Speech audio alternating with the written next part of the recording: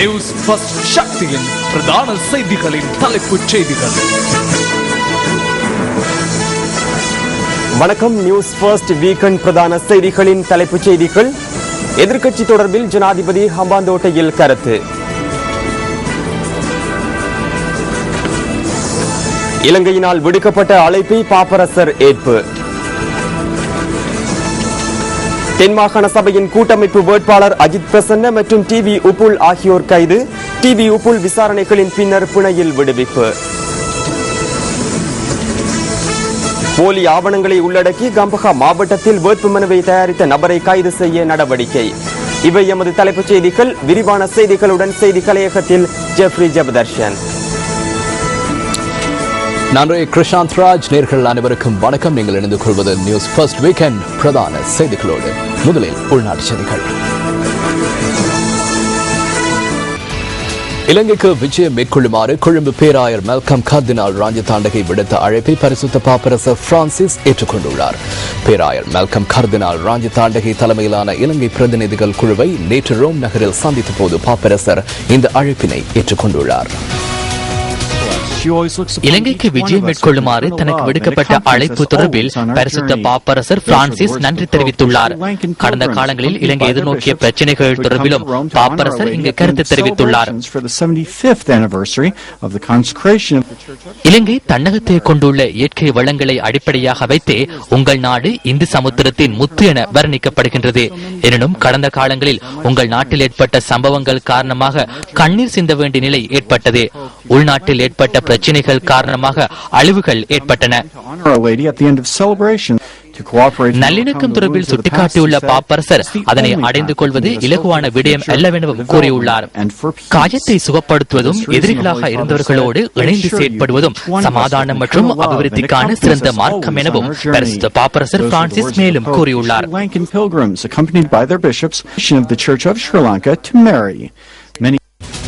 ஹம்பாந்தோட்டை மாவட்டத்தின் ஐக்கிய மக்கள் சுதந்திர கூட்டமைப்பின் பிரதான செயற்பாட்டு அலுவலகம் இன்று முற்பகல் ஜனாதிபதியினால் திறந்து வைக்கப்பட்டது. ஹம்பாந்தோட்டை மாவட்டத்தை பிரதிநிதித்துவப்படுத்தி இம்முறை மாகாண சபை தேர்தலில் போட்டியிடும் வேட்பாளர்கள் உள்ளிட்ட பலர் இதில் கலந்து கொண்டிருந்தனர்.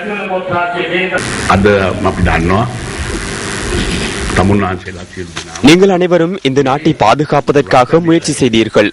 வெளிநாடுகளின் சதித்திட்டங்களில் இருந்து இந்த நாட்டு மக்களை பாதுகாக்க வேண்டி ஏற்பட்டது. இந்த நாட்டை அழிவு பாதைக்கு கொண்டு செல்ல நாட்டுக்கு எதிராக மேற்கொள்ளும் சதித்திட்டங்களாகவே இதனை காண்கின்றோம். இங்கு அனைத்து குடும்பங்களில் இருந்தும் மக்கள் ராணுவத்திற்கு சென்றிருந்தனர். நாம் எவருக்கும் அஞ்ச வேண்டிய அவசியம் இல்லை.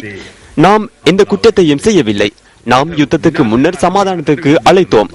இலங்கை விவகாரம் தொடர்பில் சர்வதேச விசாரணை அவசியம் என சிலர் கூறுகின்றனர். ஏன் இலங்கையில் விசாரணை நடத்த எவரும் இல்லையா? புத்திஜீவிகள் இலங்கையில் இல்லையா? இலங்கையில் புத்திஜீவிகள் இல்லை என்றே அவர்கள் இதன் மூலம் கூறுகின்றனர். நடுநிலையான நிலைப்பாடுடையவர்கள் உள்ளனர். யார் கூறினாலும் அடிபணியாதவர்கள் உள்ளனர்.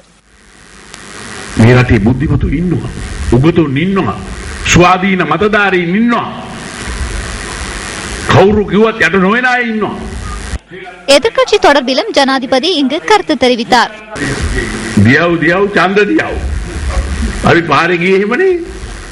தேர்தலை நடத்துமாறு கோரியே லிப்டன் சுற்றுவட்டத்தில் ஆர்ப்பாட்டம் நடத்தினோம். நாம் எதிர்க்கட்சியில் இருக்கும் போது தேர்தலை வேண்டாம் என்று கூறவில்லை. எனினும் இன்று எதிர்க்கட்சியில் உள்ளவர்கள் எதற்காக தேர்தல் என்று கேட்கின்றனர். ஆனால் சர்வதேச விசாரணை அவசியம் என்கின்றனர். நாம் தேர்தலில் வெற்றி பெற்றால் சதி என்றும் கூறுகின்றனர். தற்போது ஐக்கிய தேசிய கட்சி ஒரு விடயத்தை கூறி வருகின்றது. தேர்தலில் வாக்களித்து பலனில்லை, அங்கு மோசடிகள் இடம்பெறுவதாக ஐக்கிய தேசிய கட்சியினர் கூறுகின்றார்களாம். தேர்தலை நடத்த வேண்டாம் எனவும் மக்கள் வாக்களிக்க மாட்டார்கள் எனவும் ரணில் விக்ரமசிங்க கூறியுள்ளாராம். ஜில்மாட் இடம்பெறுமாயின் நான் கூட்டங்களுக்கு வர வேண்டிய அவசியம் இல்லை அல்லவா? எனினும் என்னிடம் தொடர்ந்தும் ஜில்மாட் இருப்பதாக அவர்கள் நினைக்கின்றனர்.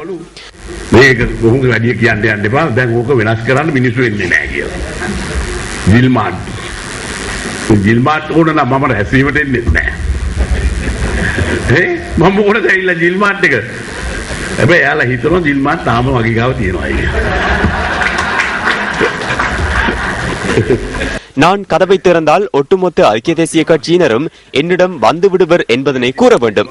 எனினும் அதனை செய்ய மாட்டேன் என்று நான் கூறினேன். ஏனென்றால் எமக்கு சிறந்த எதிர்க்கட்சி ஒன்று இருக்க வேண்டும்.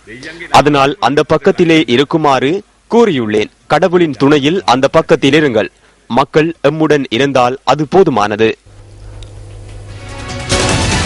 தாங்கள் தனி ஈழத்தை கோரவில்லை என தமிழ் தேசிய கூட்டமைப்பின் பாராளுமன்ற குழு தலைவர் இரா சம்பந்தன் தெரிவித்துள்ளார். இந்தியாவில் உள்ள மாநிலங்களுக்கு வழங்கப்பட்டுள்ள அதிகாரங்களை போன்றே இலங்கைக்கும் அதிகாரங்கள் வழங்கப்பட வேண்டும் என தாம் எதிர்பார்ப்பதாகவும் அவர் கூறியுள்ளதாக தி ஹிந்து செய்தி வெளியிட்டுள்ளது. சென்னையில் உள்ள இந்திய தெற்காசிய ஆய்வு மையத்தில் இடம்பெற்ற நிகழ்வொன்றில் கலந்து கொண்டு இலங்கையின் இன்றைய போக்கு என்ற தலைப்பில் உரையாற்றிய போதே அவர் இதனை குறிப்பிட்டுள்ளார். ஜனாதிபதி மஹிந்த ராஜபக்ச இலங்கையின் ஜனாதிபதியாக பொறுப்பேற்ற போது தமிழர் பிரச்சினைக்கு தீர்வை பெற்றுக் கொடுப்பதில் மிகுந்த ஆர்வம் கொண்டிருந்ததாகவும் இரா சம்பந்தன் சுட்டிக்காட்டியுள்ளார். தமிழர் பிரச்சினைக்கு தீர்வை பெற்றுக் கொடுப்பதற்காக 16 பேர் கொண்ட நிபுணர் குழு ஒன்றை ஜனாதிபதி நியமித்ததாகவும் அந்த குழு தமிழர் பிரச்சினைகளை தீர்ப்பதற்கான உரிய தீர்வு திட்டங்களை வகுத்திருந்ததாகவும் அவர் குறிப்பிட்டுள்ளார். எனினும் ஜனாதிபதி மஹிந்த ராஜபக்ச அதற்கு பின்னர் இந்த விடயம் குறித்து உரிய அக்கறை கொள்ளவில்லை என தமிழ் தேசிய கூட்டமைப்பின் பாராளுமன்ற குழு தலைவர் கவலை தெரிவித்துள்ளார். நாட்டில் வளர்ச்சி திட்டங்கள் முன்னெடுக்கப்படுகின்றன என்ற பெயரில் தமிழர்களின் காணிகள் பாதுகாப்பு பிரிவினரால் சுவீகரிக்கப்படுவதாகவும் அவர் இதன்போது குறிப்பிட்டுள்ளதாக தி ஹிந்து வெளியிட்டுள்ள செய்தியில் தெரிவிக்கப்பட்டுள்ளது. தமிழர்களுக்கு உரிமை அளிக்கும் வகையிலான அரசியலமைப்பின் 13வது திருத்தத்தை அமுல்படுத்த இந்தியா முயற்சிகளை மேற்கொண்டதாகவும் எனினும் இலங்கை அரசாங்கம் அதனை முழுமையாக அமுல்படுத்தவில்லை எனவும் இரா சம்பந்தன் கூறியுள்ளார். அரசாங்கம் அதிகாரத்திற்காக பொதுமக்களை ஏமாற்றுவதாக மக்கள் விடுதலை முன்னணியின் தலைவர் ஆண்ட்ருகுமார திசாநாயக்க அக்குராச பிரதேசத்தில் நேற்று மாலை இடம்பெற்ற கூட்டம் ஒன்றின் போது குற்றம் சுமத்தினார்.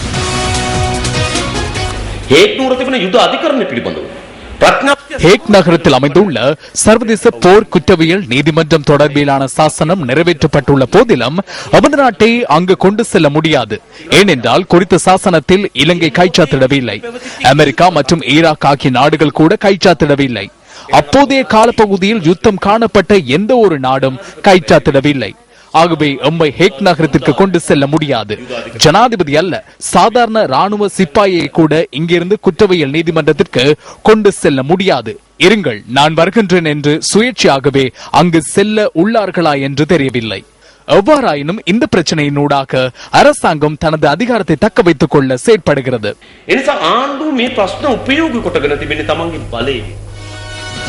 பல்வேறு தரப்பினர் அரசாங்கத்தை விமர்சிப்பது தொடர்பில் அமைச்சர் நிமா ஸ்ரீபாலடி சில்வா நேற்று பதுளையில் இடம்பெற்ற வைபவம் ஒன்றில் கருத்து வெளியிட்டார்.